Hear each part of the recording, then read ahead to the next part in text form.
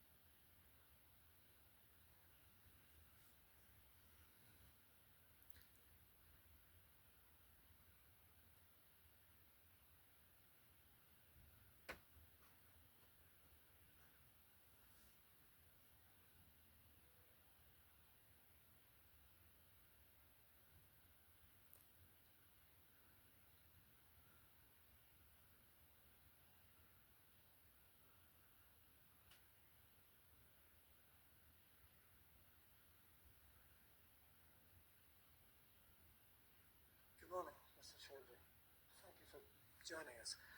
There will be 10 minutes for Mr. Chowdhry to make his deputation, and then a further 10 minutes for members to ask questions. So just when you're ready. Thank you. So it would be remiss for me not to first give my condolences to the City of Aberdeen for the loss of two key figures, Dennis Law and Councillor Chowdhry. So, Provost Councillors and Officers, I sit before you today as Chair of the UK RAAC Campaign Group, representing homeowners who have been living in uncertainty and distress due to the RAAC crisis. They have been patient, they have engaged in good faith, but their patience is wearing thin, and today I'm here to make their position absolutely clear. On 4th February 2025, I met with Eleanor Shepherd, Executive Director of Families and Communities, and Stephen Booth, Chief Officer of Corporate Landlord, via Teams to discuss the ongoing situation. It was both revealing and vindicating to hear them acknowledge that I had been right all along about the voluntary acquisition process, which is now stalling. Many homeowners are refusing to engage, while the majority who initially participated have since withdrawn after receiving insultingly low offers for their properties. At present, only 4 homeowners remain in discussions, a clear indication of the scheme's failure. I warned this council that the people of Troy would not tolerate such blatant disregard for their rights, and that prediction has now been realised. Even more telling was the officer's confirmation of a point I've raised repeatedly in this remand in various letters and conversations and emails. A compulsory purchase order, CPO, cannot proceed without secured funding for a regeneration project, nor without clear evidence of critical structural risk, which as it stands simply does not exist. And your report clarifies this in no uncertain terms. I'm glad the Council has finally come to this realisation, though it should never have taken this long. This is a humiliating failure for Aberdeen's council officers and councillors who arrogantly believed they could steamroll local residents without challenge.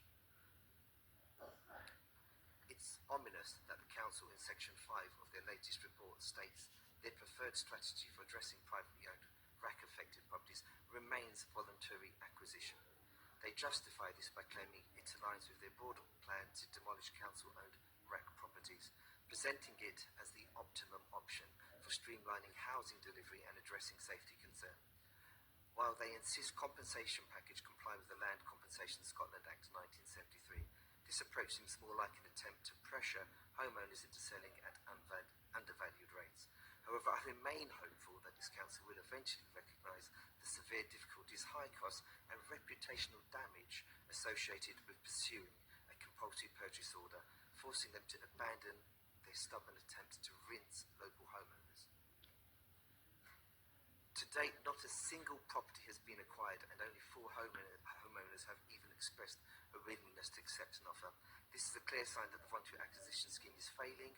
Homeowners are not rejecting assistance, they're rejecting unfair and inadequate offers that do not reflect the true value of their homes before RAAC was declared a risk.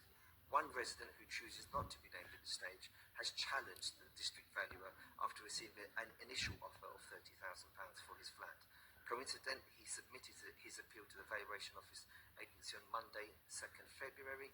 He highlighted that the most recent comparable sales in his postcode were two one-bedroom flats, both selling for £65,000.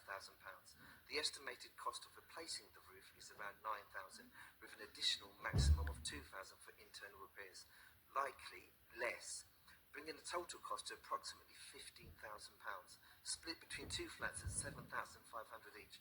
While he acknowledges that an offer of £57,500 is unlikely due to ACC's aggressive stance, he has argued that the initial £30,000 offer was far too low.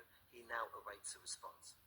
Meanwhile, alternative proposals such as the roof replacement scheme and a house swap initiative have been put forward by homeowners, yet they, nor so many other options, have ever received the serious consideration they deserve.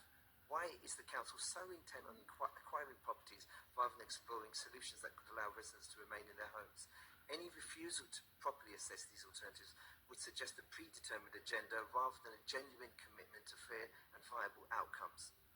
During my meeting with Mr. Booth, I raised concerns that these two proposals might fail to meet equitable standards, and he acknowledged that there would be challenges. Council red tape does not usually allow for innovative schemes like these, and we did not even discuss the additional environmental retrofit concerns that would arise under a review. However, this critical information has not been shared with the group that originally developed these proposals.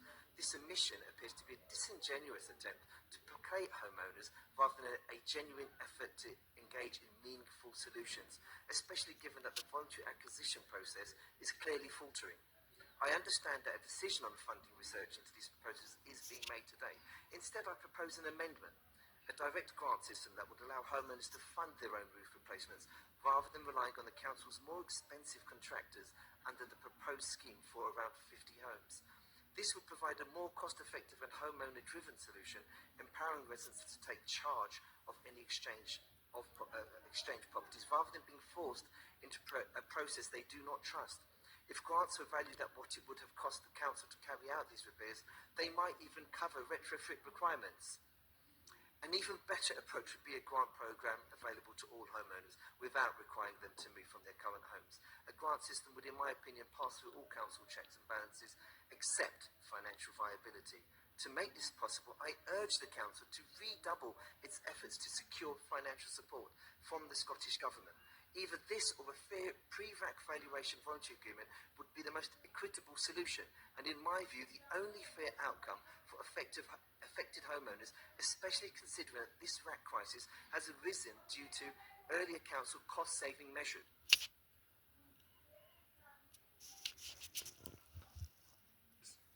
Concerns have been raised about the condition of vacated properties, council properties, with images circulating on Facebook showing rubbish and building materials piling up in front gardens, creating a sorry state for the area.